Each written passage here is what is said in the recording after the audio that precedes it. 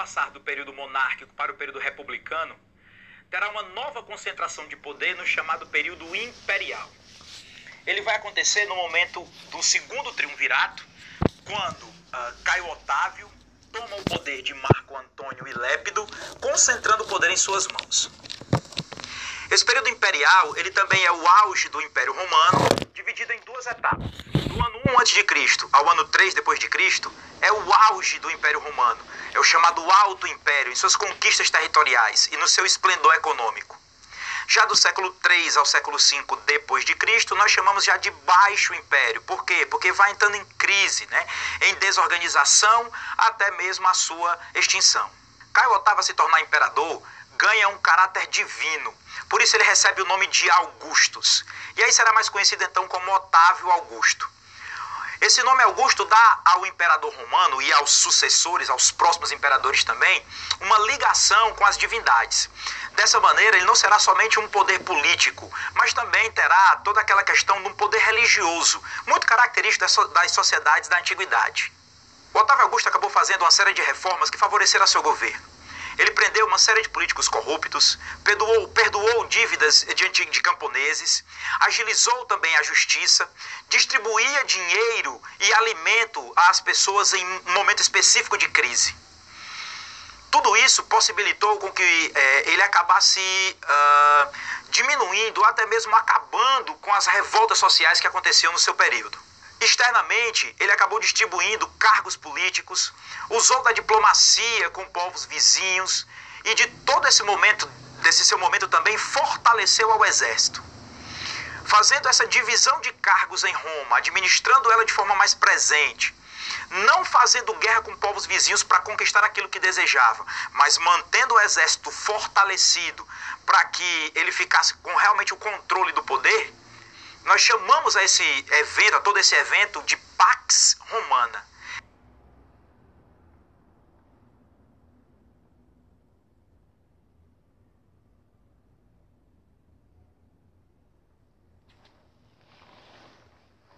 É a paz romana. Roma, então, de todo aquele momento de crise que vinha anteriormente com os triunviratos, ela acaba tendo um momento de crescimento econômico e também de paz. Todo o esplendor romano vai acabar aparecendo nas cidades. As cidades se desenvolvem, elas crescem arquitetonicamente, em obras com templos, esgotos, são construídos aquedutos, que carregam água em toda a cidade. Então Roma ela vai crescendo economicamente e arquitetonicamente nesse período. É criado também o chamado Circus Maximus, que não é o circo ainda do palhaço que a gente conhece, mas era o local onde ocorriam aquelas corridas de bigas de cavalo, onde o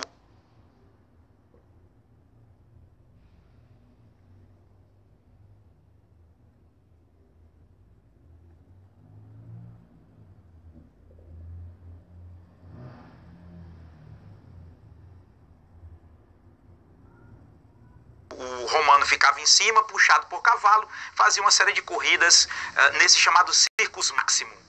Também se desenvolve nesse período as lutas dos gladiadores. As arenas serão construídas para esse entretenimento do povo.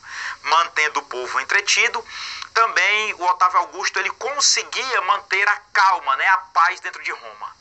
Para que Roma pudesse crescer dessa maneira, houve uma grande também cobrança de impostos, que servia exatamente para sustentar o exército, para criar as obras arquitetônicas, e estruturar toda a cidade. Porém, o centro de Roma e as partes periféricas acabam crescendo de maneira não planejada. Muitas casas acabam amontoadas umas em cima das outras, as ruas acabam não tendo esgoto, e dessa maneira, então, essas casas, a arquitetura, ela acaba trazendo também muitas doenças para Roma. Uma habitação muito comum de Roma eram as ínsulas, que eram casas que serviam para aluguel, que ela não tinha banheiro, não tinha água, que vinham dos aquedutos para abastecê-las, eram construídas de forma frágil, muitas delas caíam e eram aquecidas por um braseiro interno, que muitas vezes elas, por serem feitas até de madeira ou palha, acabavam gerando incêndios na cidade. Contrastando, ou ao contrário, dessa condição dessas pessoas mais pobres, que moravam nas ínsulas, existiam os domos, que eram as casas das pessoas ricas. Eram casas grandes, amplas, Bem no centro da casa existia um negócio chamado átrio, que era uma sala aberta onde a chuva caía pelo teto e era armazenada no centro da sala. Era arejada, resistente, haviam capelas também para que as pessoas nas casas pudessem erguer um altar em nome dos seus ancestrais, que era muito comum se fazer isso em Roma, né? O filho que acabava tendo bustos em casa do pai, do avô. Essa tradição familiar em Roma era muito presente. E tudo isso gerava, dentro desses domos, dessas casas dos ricos, todo o estilo de vida das pessoas mais abastadas, mais ricas, que viviam na cidade. O lazer dos romanos estava muito ligado também aos triunfos. O que era o triunfo? Era o momento que os generais voltavam da guerra numa carruagem puxada por 4 cavalos brancos, trazendo prisioneiros e riquezas das suas conquistas nas guerras. Dessa forma também festas eram promovidas e as pessoas acabavam se divertindo, né, vendo o triunfo de Roma e criando essa identidade também do romano vitorioso.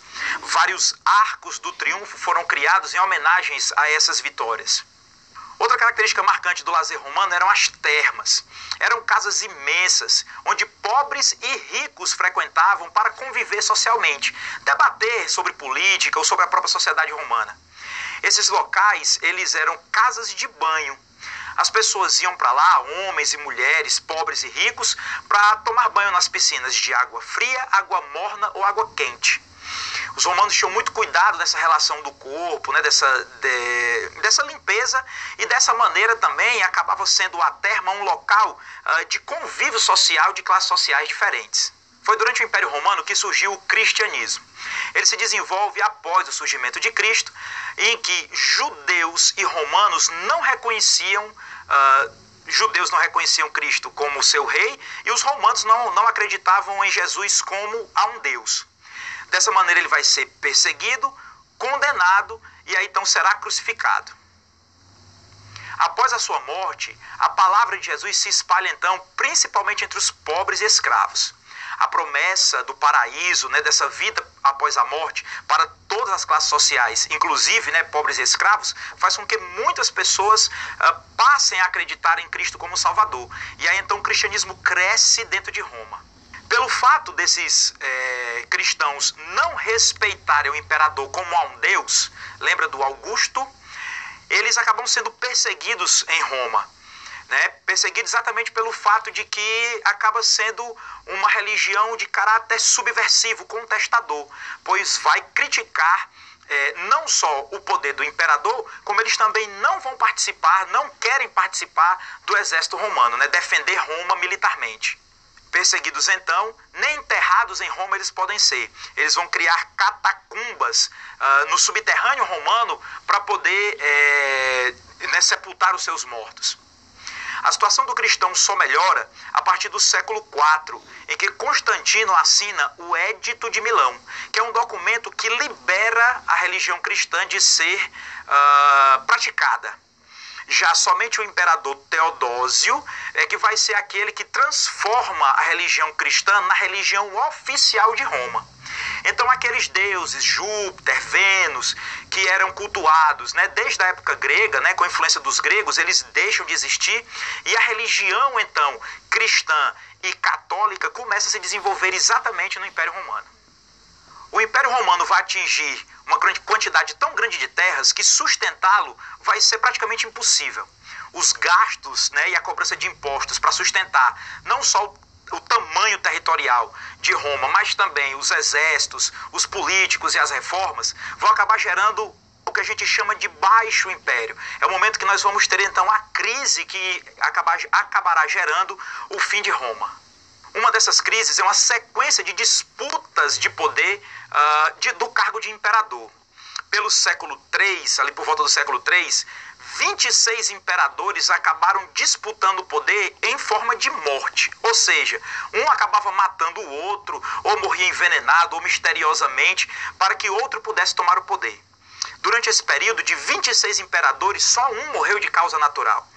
Então, Roma já demonstra uma decadência no seu próprio poder político, o que acaba refletindo também não só na administração, mas em toda a sociedade romana. O fim das guerras de expansão também diminui a quantidade de escravos. Como a gente já citou, para se tornar escravo em Roma, teria que